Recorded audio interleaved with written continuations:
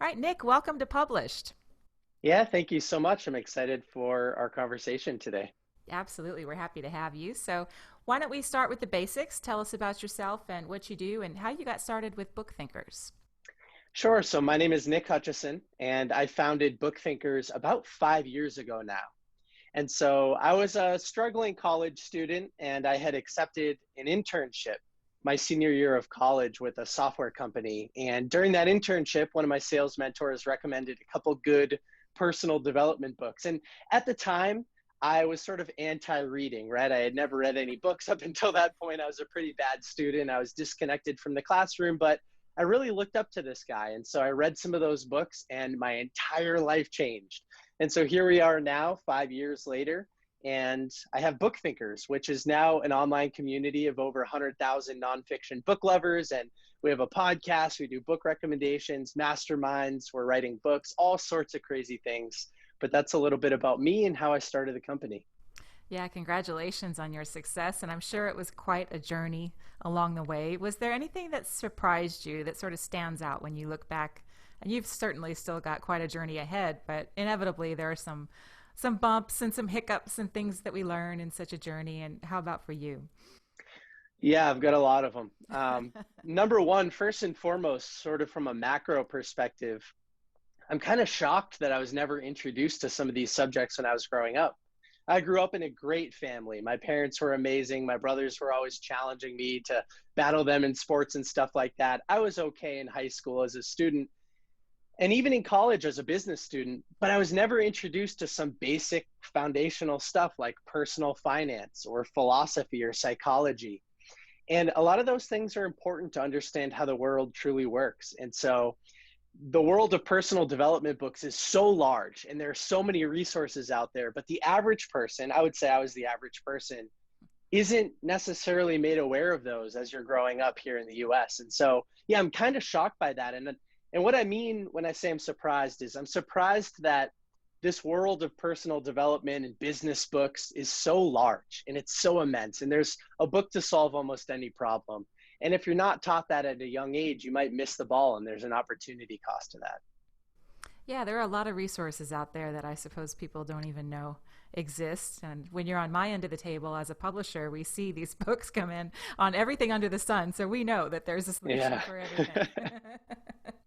Now, speaking of books, of course, that is sort of the main thrust of what you do. So, can you talk to us a bit about the benefit of what do authors receive of benefit when they work with book thinkers?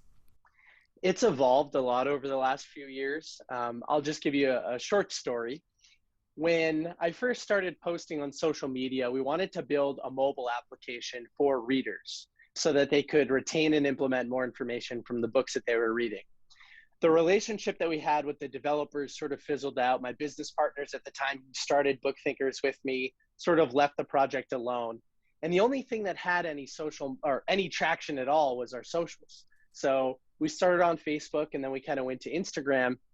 And I was just sharing what I was reading. I was just documenting the process. I wasn't really creating anything. And over time, authors started to reach out and say, hey, I'd love to send you a free copy of my book in exchange for a review. And I thought, this is pretty crazy. People are sending me books. Now I don't have to spend money on them. And then eventually, authors started to say, hey, how much do you charge for a review? Now I'm getting paid to read. That's something that I would do totally for free. And now I'm saving money. Now I'm making money. And I thought that that was amazing. And so the model started with that. We would charge for book reviews. Now we have a whole suite of services that are designed to create social exposure for authors. It's very hard to promise any return on investment in terms of book sales because now there's so much competition and there's so many impressions that it takes to actually lead to a book sale. What we can say is, listen, if you do a picture post with us, you'll get 20,000 minimum impressions, targeted readers in the nonfiction space. If you do a video review with us, you'll get a couple thousand views or a few thousand views on the video, and we can upload it to your Amazon book page. And so our services have continued to evolve. Now we have podcasting and we have a little bit of social media management. There are all sorts of things that BookThinkers does, but the primary benefit to working with us is that we'll kind of guide you to one of those offerings that'll make the most sense for you, and we'll generate a big impression count for you, and then you can go off just like a publisher does kind of sets up the framework, and then it's the author's responsibility to take advantage of it. Yeah, and speaking of publishers, I would say that even pre-pandemic, there was a shift away from the more quote unquote traditional ways of, well, not just promoting, but even publishing. Because Yeah. here I am, of course, the hybrid publisher. But a lot of the attention moved from book signings and book tours over to more of a digital approach where, of course, we know you can get very targeted who you're trying to reach. So how have you seen that shift impact what BookThinkers does, and how do you fit into that sphere of influence?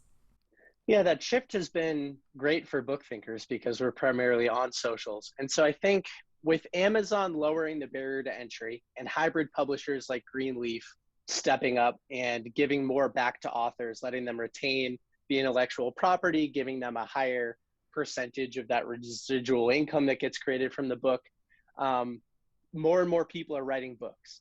And the traditional publishers have a lot of traditional relationships, and those traditional relationships aren't on social media because social media wasn't available 10 or 15 years ago or anything farther back than that. And so a lot of what's happening is new. When BookThinkers started on socials, we really kicked it into gear maybe 3 or 4 years ago and started paying attention to the space. Bookstagram rarely wasn't even a thing. It was just starting. There were only a couple accounts that had over 10,000 followers. Now there are dozens and dozens and dozens of them in the nonfiction book space. So still, what's happening today is relatively new. Um, with a bigger trend towards authors getting into the space and wanting to kind of steer their own ship, social media seems to be something that they have familiarity with, or they already have a little bit of an audience. So they're much more comfortable working with us in the social space than I think maybe they would have been if we tried doing this 5 or 10 years ago. And in the same way that authors are releasing books to solve almost any problem, I think that you can leverage a platform like Instagram to find almost any audience. And so these people are congregating, your target reader, whoever you are as an author, they're congregating on social media behind hashtags or in private groups, and you can leverage social media to find those people. And BookThinkers as a business, we're getting better and better and better at that. We've only been in the space for a couple of years, but we're learning about these different tools and we're learning how to navigate them more and more successfully every day. So it's been great for us. And unfortunately with socials, they're always changing, just like I'm sure the publisher landscape is for you and the authors and what they're looking to get out of the process. For us, things are changing all the time. So now Instagram Reels have come out of nowhere, and TikTok came out of nowhere, and it kind of flipped everything around. So it's been fun, but it's been good. Good. Yeah, it is a constantly evolving journey. And I think you're right. Our authors are increasingly familiar with social media, but they're still often very skeptical, especially about they're concerned about the time commitment and they're worried that it's just sort of frivolous or it's not going to convert. So could you possibly speak to the power of an engaged social community and what that can mean, maybe if you have some examples, what that could mean for their book launch? What's nice about a social community is that you get repetitive impressions. So if you can bring somebody into your community as an author, let's say that you write about personal finance, so you create an Instagram page as an example around personal finance tips. If somebody sees a piece of that content, they come over to your page, your call to action is very clear. Follow me and you'll learn more about personal investing or something like that, or personal finance. They hit that follow button. You don't have to sell them after one impression. Now they're in your community and they'll get a few pieces of content a week, maybe, depending on how frequently you're posting. And over time, you're building affinity, you're building trust with that person. They're engaging with content, you're getting third-party validation from other followers that are engaging with your content. Now that reader, when you jab, jab, jab with free value, and then you come with the right hook, hey, I see that you've been following me for a little bit, can you buy my book? They're much more likely to say, yes, I think it's a great fit for me. I've been following your content for a while. I'd love to purchase your book. And then the relationship doesn't have to stop because unlike at a bookstore, when they pick it up, they're in your social community. It's like that, they're following an email newsletter or something like that. So they purchase the book and you can follow up if you're organized a couple months after that and say, did you get anything out of the book? And if they say yes, you can ask for an Amazon review or a Goodreads review, or hey, if you found value in it, Do you know that you're the average of the 5 people that you spend the most time with? They could also benefit from this. Make sure that they're aware it's out there.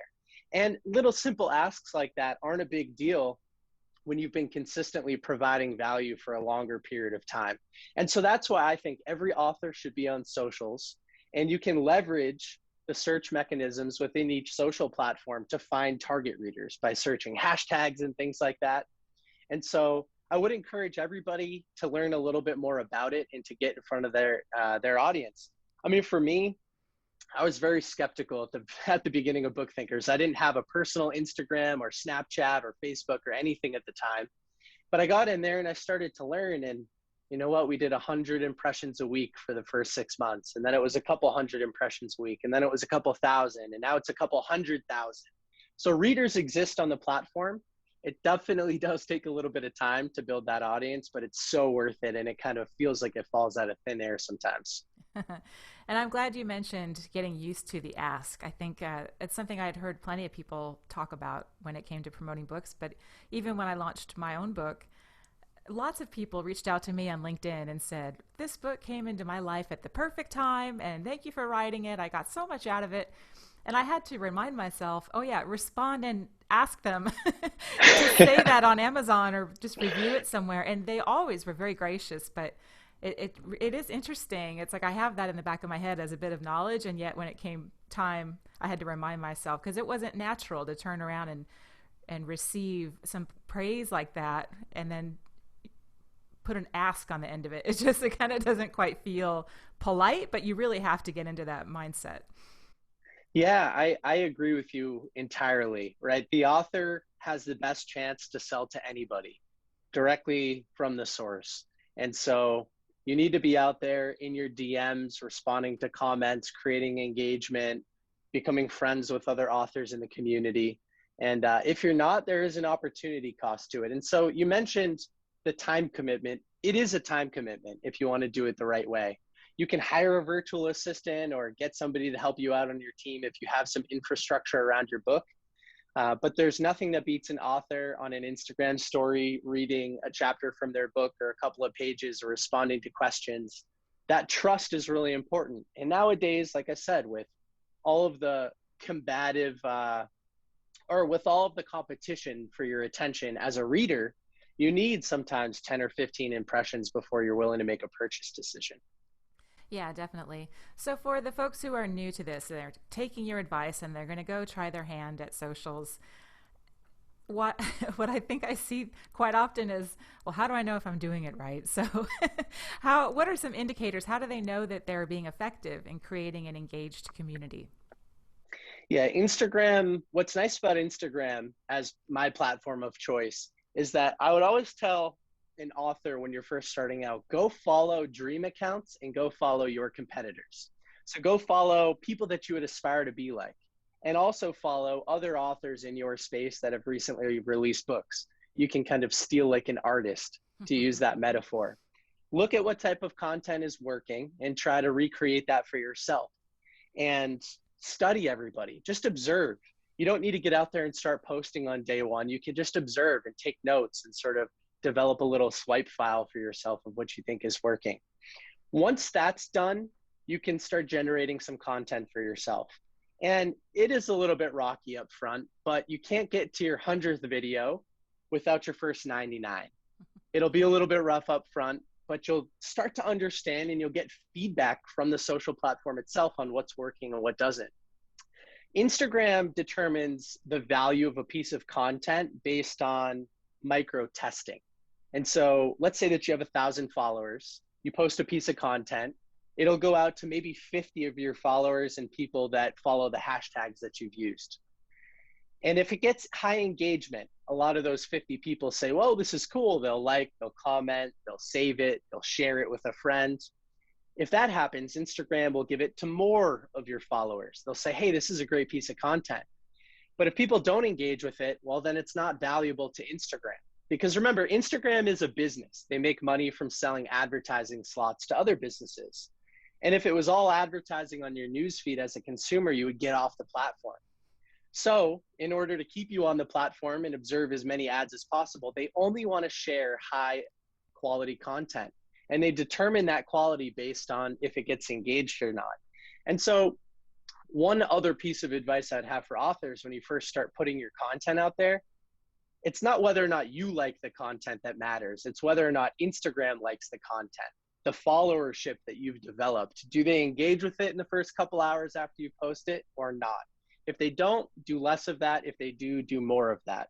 And you can also, like I said, observe some competitive accounts and some dream accounts and see what works well for them or what doesn't work well for them. You might look at 10 posts in a row. You can see how many views their videos got as an example. And you could say, okay, 1,000, 1,000, 1,000, 5,000. What's different about this video than all the other ones? And start to try to replicate, steal like an artist, and do a little bit more of what they're doing. And the last thing that I'll mention is consistency. So consistency matters a lot. The more impressions that you have with somebody, the more likely they are to build trust with you and your brand and your book, and they're more likely to make that purchasing decision and kind of move up your value ladder. So you want to get out there as much as you can. That could be a little bit overwhelming if you're trying to create content all the time. So sometimes you just want to document what you're doing. Most of us don't find ourselves interesting, but other people find you interesting. So just pull out your camera if you're at the mall shopping and tell everybody what you're shopping for. Or if you're reading another book because you're an author and you love understanding what other books in your space are saying, share some of your bigger takeaways, tag those authors. Maybe they'll repost it. You can get a taste of their audience as well. And so, yeah, those are a couple basic things that you could do. Yeah, those are good tips. I think it's important for people to remember that even for introverts, humans are gregarious and we do find ourselves drawn to other human activities. So even Yes. if in your head, like you said, you're probably like, my life is so boring. Why would I, you want to see me clean my house? But it's quite possible that someone would find that interesting. Yeah, I love when people say something like, "Listen, I was in the garage cleaning my car, and then this thought hit me, and I wanted to share it with you." And it feels so much more genuine when it comes spur of the moment, rather than, "Okay, I planned this great thing that I want to share on socials today," and then you kind of stumble over your own words because you're working from a script. Toss it out the window. We're all imperfect. Just get behind the camera and talk a little bit. Yeah, great advice. Now, in terms of working with people like you, who we will call book influencers, at what point would an author sort of getting into the social media space consider doing that? And if they are at that point, what advice would you have for that person as they navigate that decision? A few different things. So I think every author is a good fit working with book influencers. Every book influencer has different offers on the table. So as an example, and I don't mind sharing this, BookThinkers will always do a free unboxing video now. So if you want to share your book with us and we think that it could be useful for our audience, you just send us a copy of your book. And every Monday and Wednesday on our Instagram stories, we have thousands of people show up to see new books, and you might sell a couple books that way. You don't always have to spend money. But then we do have different services that work all the way up to a couple $1,000s, packages of different services. So if you're interested in working with a book influencer, survey as many as you can because there are a lot these days. There are certain accounts that are based in the US and they might charge a little bit more than an account that's based in India. Are you looking for social exposure and new followers, or are you looking to sell books? Who gives you the best chance at doing that? What types of content do these people produce? It's very rare for a book influencer to produce video content as an example. And so if you're looking for a video review that you can also leverage on your website, there are less options than if you just want somebody to take an image from the internet and kind of post it on their feed. So start to survey, I think, the book influencers, see what different types of packages they have, see what fits your budget, what the potential reach is from each one of those offers. See where their audience is from. That's an important one as well, because you want to be targeting specific people. If you're selling ebooks, maybe it's a little bit more advantageous to go to a different market than the US, whereas if you're trying to sell physical books, maybe you want to make sure that they have a larger US following. So those are a couple of the recommendations that I would have. You also asked about timing, like what's the right stage? Definitely post book launch or around your book launch, I think, is the best time. There's a lot of excitement. Typically, you'll have more energy to be posting more frequently. And so those potential followers have more of a likelihood to follow you. And post book launch, absolutely. For those followers that do want to go out there and buy your book immediately because it's going to solve a problem for them, you want to make sure that it's available. Sometimes people come to us pre-book launch and we say, no, it's not really a good fit for that yet. Okay, yeah, strike when the iron's hot. Absolutely. So what kind of interesting projects are you guys working on over at BookThinkers? Yeah, we've got a lot of fun stuff going on. So BookThinkers has a podcast where we interview world-class authors, and we try to basically see who is their target reader and is the listener a good fit for their book. So we always have new episodes coming out. We have 4 or 5 new episodes coming out in the next couple of weeks, so definitely go check those out. We're working on different masterminds. So if you're interested in sitting in on some of the interviews that we host with successful authors or entrepreneurs or innovators, just shoot us a DM and we could tell you a little bit more about the different masterminds that we have going on. And we are working on a mobile application, that same one that we started the business with, that'll help readers retain and implement more information from the books that they're reading. That's been a very long project. I'm not sure when we're going to be releasing that, but if you follow BookThinkers, you'll get updates as to what kind of projects we have going on. Okay. And if someone has been listening and thinks they might like to collaborate with you, what's the best way for them to get in touch? There's really 2 options. Shoot us a DM on Instagram with your email address, and we can share the different author services that we have available. Or if you have a question on book recommendations or anything else like that, we answer every single DM that we get. Sometimes it takes a day or 2 because there will be a lot of questions and we're busy, but we make sure that we respond to every single question. And then the other way is on our website, bookthinkers.com. There is a contact form. There's also an author contact form on our Instagram link in bio thing. And you can fill out a little form about your book and we'll get back to you with the prices. Okay, great. Well, you've been super helpful today. Any parting advice for our listeners? Just if you're somebody who loves reading, if you're an author that's listening to this specifically, thank you. You know, people that are reading and trying to implement what they're learning and sharing what they've learned with other people are making the world a better place. And there's a lot of positivity in nonfiction or personal development books, which is my kind of niche in the larger book grand scheme of things. But yeah, just thank you for writing your book. Thank you for trying to make a positive impact. And if you're a reader and you're listening to this, there's a book out there that can solve almost any problem that you're going through. So make sure that you take the time to pick the right book and implement everything that you learn. Beautifully said, and I 100% agree. Thank you so much for joining us today. It's been great to chat with you. Yeah, thank you so much. I'm happy that I was able to come on and chat with you for a little bit. That's it for our episode today with Nick. We hope you enjoyed learning about connecting with influencers and building a strong social media community. For notes and resources from today's show, go to greenleafbookgroup.com/episode 53. You can also find advice for writing, publishing, and promoting your work in my book, Ideas, Influence, and Income, which you can learn more about at ideasinfluenceandincome.com. If you've enjoyed our show, please rate and review us on iTunes, Spotify, or wherever you listen to your podcasts. It means a lot to have your feedback and helps us to make sure we're answering your publishing questions. A big thank you to Eleanor Fishborn, who produces the published podcast. We'll be back next month with another new episode. Thanks for listening to Published. To learn more, please visit greenleafbookgroup.com. And remember to subscribe to this podcast on iTunes.